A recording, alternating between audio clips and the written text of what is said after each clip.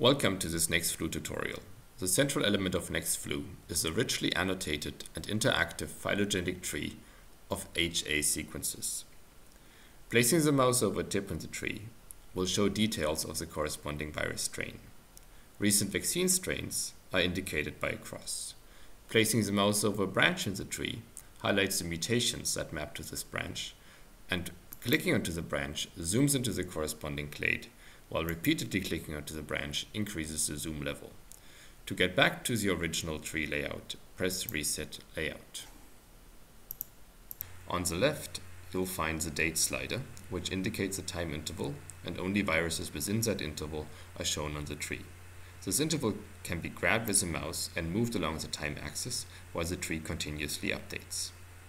The size of the interval can be manipulated by grabbing the left end of the slider. Below the legend, you'll find a menu to choose among different options to color the tree. Geographic region, for example, assigns each virus to a rough geographic region and colors it accordingly. By putting the mouse over an item in the legend, the corresponding viruses are highlighted. Other options are available, for example sampling date or predictors of clade success, such as the local branching index. Below the coloring menu, you'll find a field where you can enter positions in the HA1 protein. Entering 159, for example, will color the tree by amino acid at position 159 in HA1. Again, the legend is linked to the tree, and mousing over different items in the legend highlights the corresponding viruses. Other proteins can be accessed by explicitly saying HA2 18, for example, which will color the tree by the position 18 in HA2.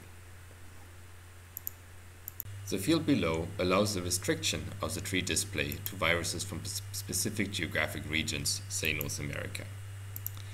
While the field below that allows to search for strains on the tree. Stockholm 40 2015 is over here. Moving down on the page shows two additional graphs, the lower one of which shows the variability of the alignment along the HA segment, and the upper one is used to display frequencies of amino acid substitutions or clades through time. Mousing over one of these vertical bars, each of which corresponds to a variable position in the alignment, will show the corresponding codon and the amino acids at these positions. Clicking on the bar will plot the frequencies of the amino acids at this position through time in the upper plot, and color the tree by amino acid identity at this position 225 HA1 in this case. The frequency display can be further specified to look only at specific geographic regions, for example like this, to plot asparagine at 225 in Asia. Click Plot Frequencies and you'll get the frequency trajectories both globally and within Asia for asparagine at position 225. Going back to the tree, I want to point out two last features. In this upper left corner here, you'll find two menus, one of which allows you to choose between seasonal influenza viruses A and B and the different lineages and subtypes.